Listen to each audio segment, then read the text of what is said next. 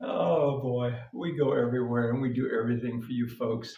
But this isn't an accident. We are at our nature center, which is our home base for all the YouTubes that we shoot, most of them anyway. Point is, anytime you can find a place where you can gather as a group or an individual to study your archaeology, I'm going to encourage you as winter comes on to get groups, small groups, where you can brainstorm problems or things that you're finding in your fields.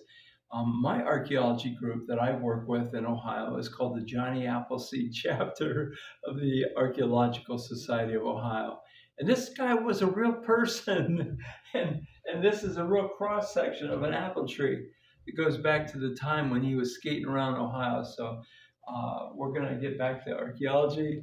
I got some things to show and tell you, and see you in a minute, okay? Hi, gang. Thanks for coming along. Today, we're going to take a look at some things that we haven't examined for a while, but by your request, there was some clarification needed between things that were in a fire or things that were just pounded on versus like hammerstone, fire pit. What's the difference? How do you know? So, with that in mind and a reminder, find a place where you can go that's safe, like your cave, a place where you can share ideas. Winter's coming on soon in Ohio. A place where you can get together with a group of field walkers where you can discuss and grow and learn. Invite someone to come in and talk to your group. These are all encouragements because I want you all to grow. And a lot of you are sort of semi loners, and that's okay. That's who you are. But we all enjoy learning. And so it might be, like I said, coming to your local nature center, and this is our home base. We use this for most of our YouTubes. And my encouragements to you are look around, do the same, and I'll be with you in a minute.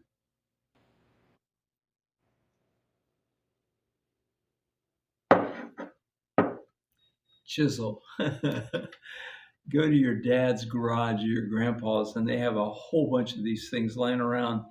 But the prehistoric people, what were they doing with these? What was the function? What were they splitting? What were they separating?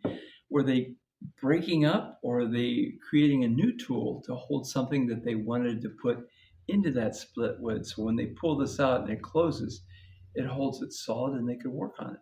So many places we need to go and explore. Anyway, welcome back, and it's good to see everybody. Keep your questions coming. I'll do the best I can to answer. And also, if they're kind of a unilateral question from everybody, I'll share it with a time like this and all of you. So, chisel, and I just picked this up recently, and the reason that I got it is because it came from a neighboring county, a county where I often go and do some field walking. So I'm from the Mansfield area. This is just south into a county we call Knox County, or the Mount Vernon area. And then I just want to reflect on my notes today so that you know I'm well prepared. Uh, I love it. I just enjoy you guys so much. Always, always, always. If you can just get material that's trustworthy, that you can build your own little library at home, it's going to add to your confidence. And so I'm going to keep on showing you this journal that comes out in Ohio 4 times a year, and this journal that comes out from the Central States, and it's their archaeological journal that comes out 4 times a year. They are both so relevant and so helpful. Well, what do I have up my sleeves today? Sunburn and mosquito bites. But more than that, I brought some things together. And if you want to come on in, we'll take a quick peek at these things. We're not going to go in real deep, but I do want to expose some questions, some thoughts, and bring you in for your opinion. Now, remember, I'm not the final source. I'm not the final word. I'm just a voice of many who's put in some time and has an opinion that I think has some value. So I brought in out of the same field, and each one of these has its own story. And so let's start with this one. Great flint, beautiful flint. And when you look at it, there's flakes that are missing, but there's something else going on with this piece.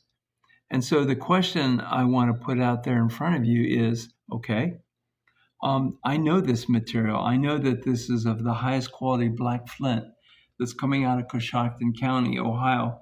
But what's going on? What do we see here? Is it the result of different kinds of napping? Were they making a flake core instead of the narrow flake channels that we get on a Hopewell or an Adena core? Okay, so is it fired, or is this just the result of unique chipping? And so I brought in some examples from that field. And again, I think being fired is going to come up for you a lot of times.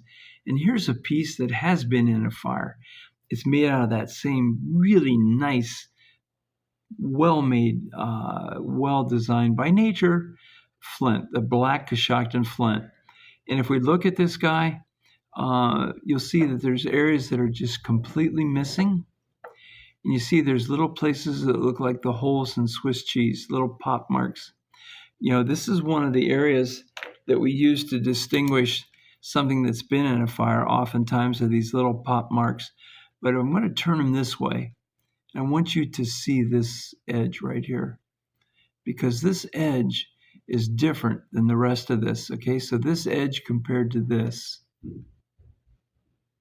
And I'm going to pull this guy back up in with him. So my question is, has this been in a fire? Has this been in a fire? Was this created as the result of being in a fire?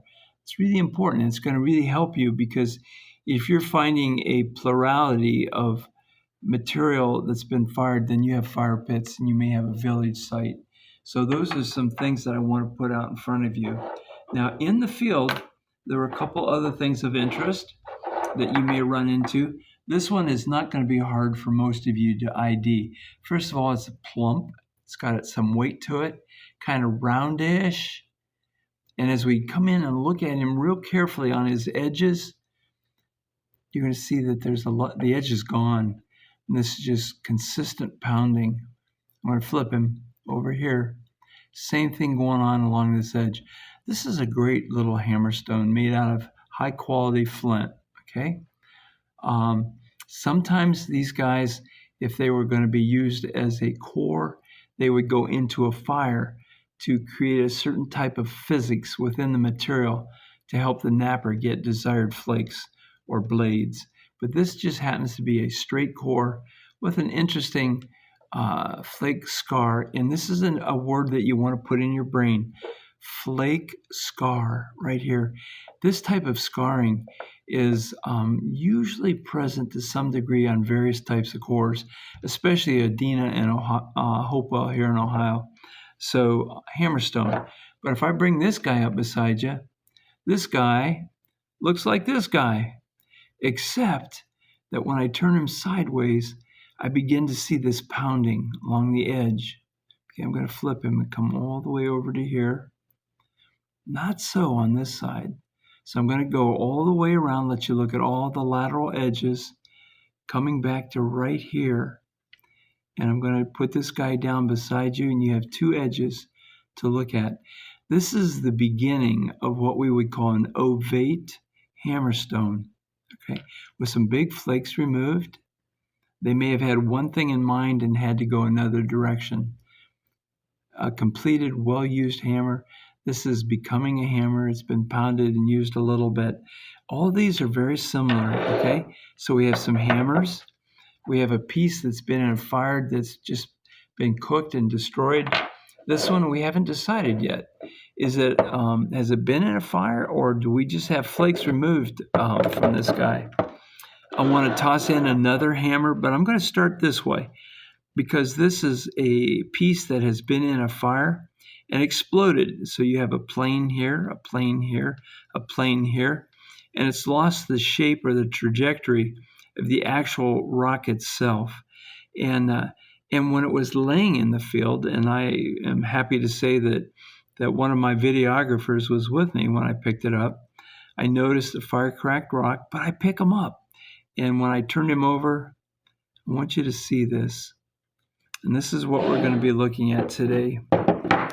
This versus this. Was it in a fire, or was this a hammerstone? Okay. some things to think about. I'm going to add this piece to it. We have another type of Coshocton flint. This has tremendous iron in it, lots of iron. And when I look at this piece, I'm trying to figure out what its history is, what its story is. And what I see is a high gloss, high patinaed, nice, heavy iron-based rock that's been struck in a couple areas. Several whacks, several hits right here, and split it in half. Looking over here, I see where they tried to drive a bigger flake off, and they ended up getting a little bit of a hinge fracture right there.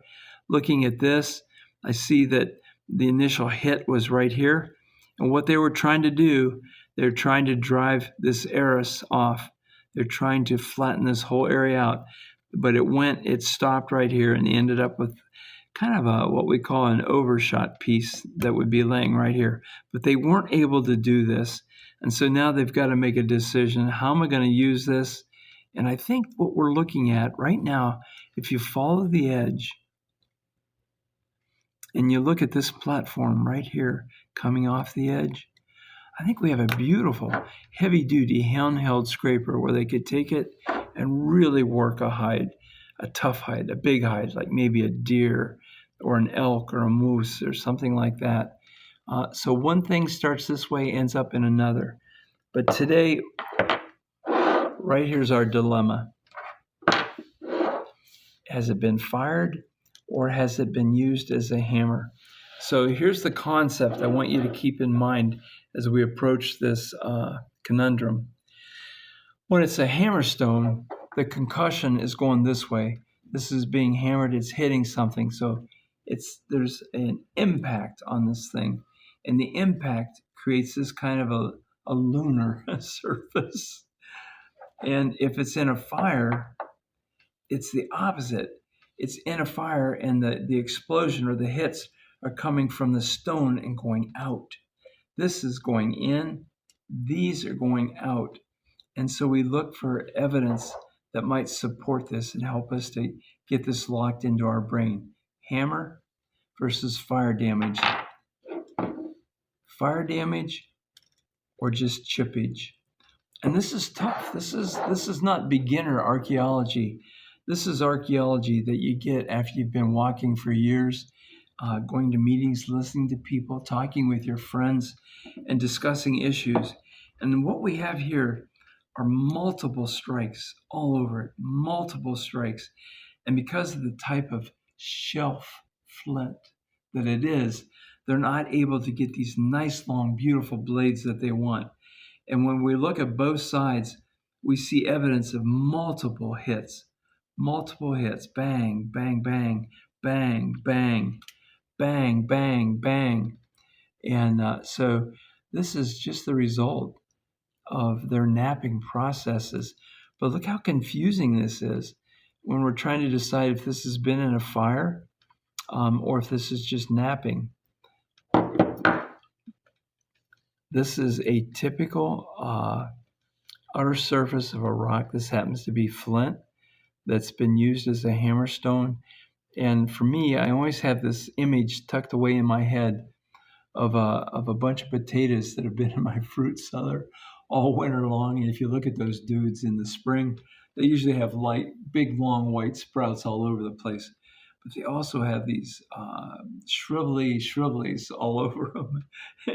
and that, for me, pretty much represents what I would expect most hammerstones to look like. So today, this is just a real quick walk, just with the entire thought of hammerstones. Is it something that just being in a fire created? Or is it something that man created? Is it something that being in a fire created? Remember, in a fire, the explosion is outward, so things are blown off, boom, like that.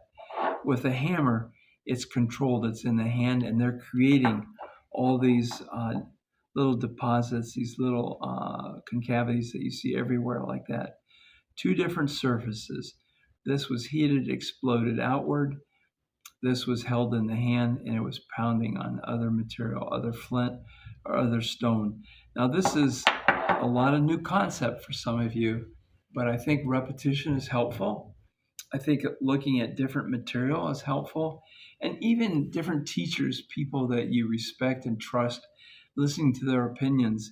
And it's okay to disagree, because I think that disagreement is the basis of learning.